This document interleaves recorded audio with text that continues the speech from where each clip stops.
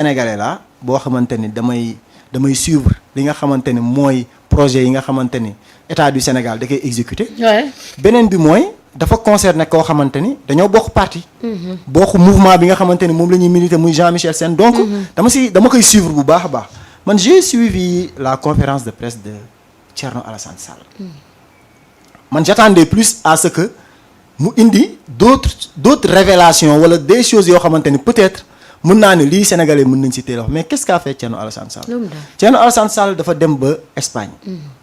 yaa ngi dégg et si vous voyez bien son premier tweet dafa ne j'ai reçu de la justice espagnole. waay loolu la njëkk wax mu ne justice espagnole moo ko jox. des dossiers bancaires. confidentiels. parce que man dama koy wax souvent. parce que man. c'est un métier boo xamante ne la banque que man j'exerce.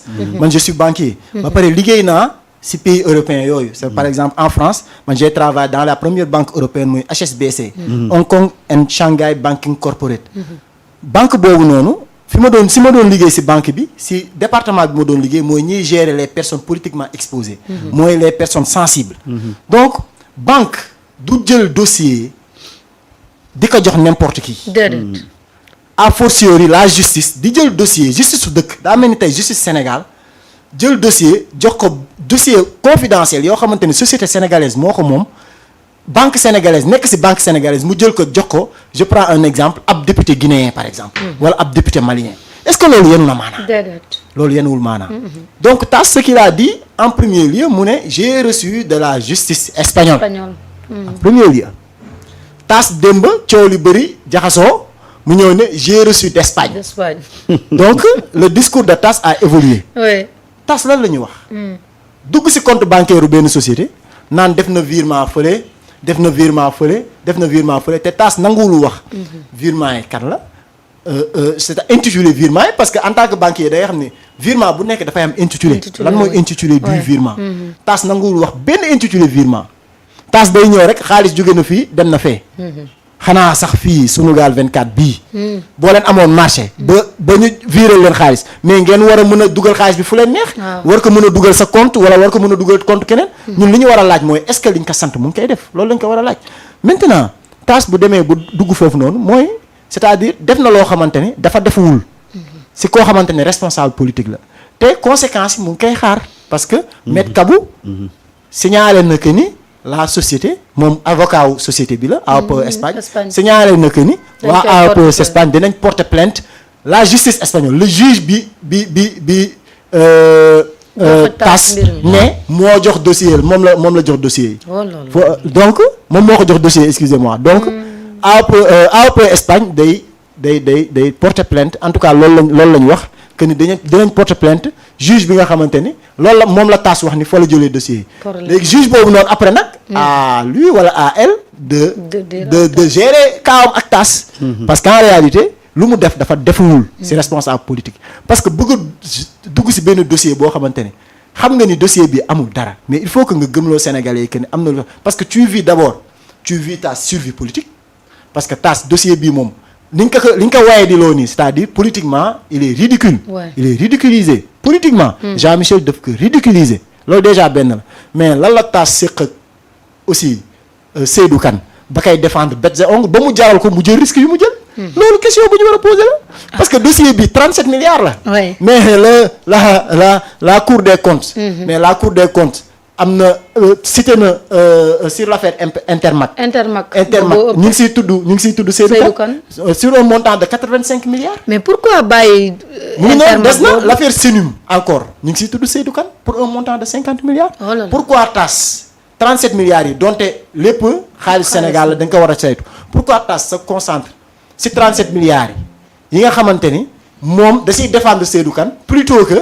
80 milliards yi ak 50 milliards 85 milliards ak 50 milliards yoo xamante ni tudd nañ ci Seydou Kane yoo xamante ni ça porte à ñu croire que ni Seydou Kane dafa takk ci loolu. lu tax TAS dossier bi moo ko intéressé dossier bi intéressé donc il y a deux angles yoo xamante ni dañ ko war a analyser la posture. de Thierno Alassane Sall mooy sur le plan politique xam na ni instant bi nii dossier bii nii waaye dina ci ba pare sax.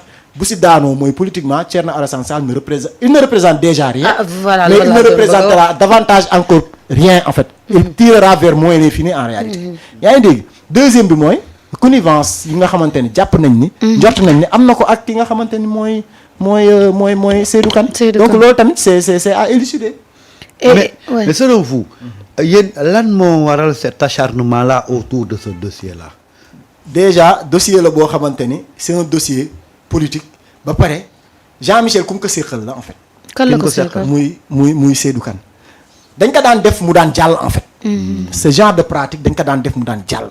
mooy dossier jip nga menacé à la une yi génn. xam nga vous voyez ni journaux yi sonné les Jean-Michel.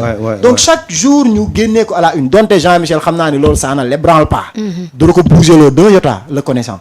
donc chaque jour à la une yi génn ñu jël dossier bi politiser ko indi ko dans la place publique léegi bu doon koo xamante ni dafa nooy bopp lu muy wax rek waa kaay leen voilà garaawul léegi bàyyi na waa ji duggaat ci dossier bi comme ça rek ma noppalu. loolu lañ jàppoon ni day yombee noonu. parce que ñoom jàpp nañ ni ñaari nit ñoo leen sonaloon ci schéma bi. ci dispositif bi mooy ki nga xamante ni mooy Jean-Michel Sène ak ki nga xamante ni mooy l'ex-premier ministre Ousmane Sonko. ñaar ñooñu ñoo leen sonaloon ci dossier bi. parce que Ousmane Sonko bëgg a dëggam ba dossier bi amee dafa saytuwaat ba xam ni dossier bi li ci nekk lépp lii ak lii ak lii ak lii la ñii ak lii ak ñii ak ñii ak ñii ak ñii lañ ci war a tudd. Jean-Michel daf ci set wecc loolu moo tax mu taxaw Arena Dakar Arena yëkkati loxo Jean-Michel wan ni ko carrément yow defoo dara ba pare wane ni encore que ni bokk na ci ñu mu gën a gëm ci jeunesse bi nga xamante ne mooy jeunesse su Pastef donc ñu xam ne ñaar ñooñu ñoo leen tës ci circuit bi léegi nag ce qui s'est passé mooy le président Ousmane Sonko ex-premier ministre jóge na ci gouvernement bi léegi kan moo leen dese Jean-Michel ñu ne nañ ko sëqatal loolu kese la nañ ko sëqatal bu ko defee soit ñu tëbal ko soit mu accepter que ni voilà Seydou Kane duggaat ci dossier bi loolu lañ ci wut maa leen ko wax suba bu dossier bi Jean-Michel nanguwaatoon wala espagnol bi nanguwaatoon Seydou Kane dugg ci dossier bi mais je vous dis acharnement bi yëpp day arrêté kon ñoom loolu mooy seen loolu kese mooy seen xeex instant bi nii na Seydou Kane delluwaat ci dossier bi te loolu yoonu Jean-Michel nekk ci encore une fois Seydou naka la régler avec l'espagnol c'est aussi simple que ça dégg naa ak commission yi ñuy xaar dafa bay commission déet marché la woon am gars yu bari yu ci taxawoon di xaar mais comme il le dit tey dafa am un système très bien huilé bu ñu tegoon au niveau de Azer et qui enrichissait de façon illicite des gens bi ñu yegsee nag on a fermé les robinets xam nga dëkk bi coow li yëpp mooy les robinets yi nga xam ne dañ leen fermé woon et tous les gens yi nga xam ne Ousmane daf leen fa tegoon dañ doon appliquer la même rigueur que Ousmane ci ni ñu doon gérer la chose publique moo tax keroog ba ñu jëlee Ousmane primature nga gis ñu wax la renaissance du système parce que Ousmane c'était l'obstacle majeur léegi nag verrou Ousmane sauté na il faut maintenant faire sauter les autres verrous yi nga xam ne c'est des pro Ousmane ouais surtout xam nga dañ koy bañ a def nii mais ils vont le faire je l'avais dit mais soo xoolal dañuy guddal jël rek mais ils vont le faire mooy li ma lay wax lañ defoon la campagne de déséquisation ci jamonoy Idrissa Seck on va faire la campagne de désonkoisation fa lañ jëm de parce que Sonko ñi muy liggéey ak ñoom yëpp dañu bokk même vertu bokk même rigueur dans la gestion de la chose publique et ces gens-là même si Sonko n'est plus chef de gouvernement tant que ñu ngi liggéey ils vont continuer avec les mêmes rigueurs yi Ousmane doon yi ñu gis ci Ousmane maintenant nag jële fa Ousmane rek doyul ci ñoom parce que pour le retour à la bamboula il faut faire quitter tous les gens qui se réclament pro Ousmane c'est ça aujourd'hui la réalité te Jean-Michel dafa bokk ci ñi nga xam ne ñoom ñooy def de telle sorte que bamboula bi ñu bugg du am léegi nag le mot d'ordre c'est faire tout pour avoir la tête de Jean-Michel moo tax nga gis ñu organiser une vaste campagne de diabolisation autour et de manipulation autour de cette affaire-là. waaw ñoom suñu xëyee Diomaye dàq Jean-Michel dinañ noppalu. mais c'est-à-dire que. parce que xam naa ne boobu DG yi boobu ay àjjuma leen fa bàyyi. mais non c'est-à-dire que voilà boobaa dinañ noppalu. et tu sais le schéma sera moo tax gis nga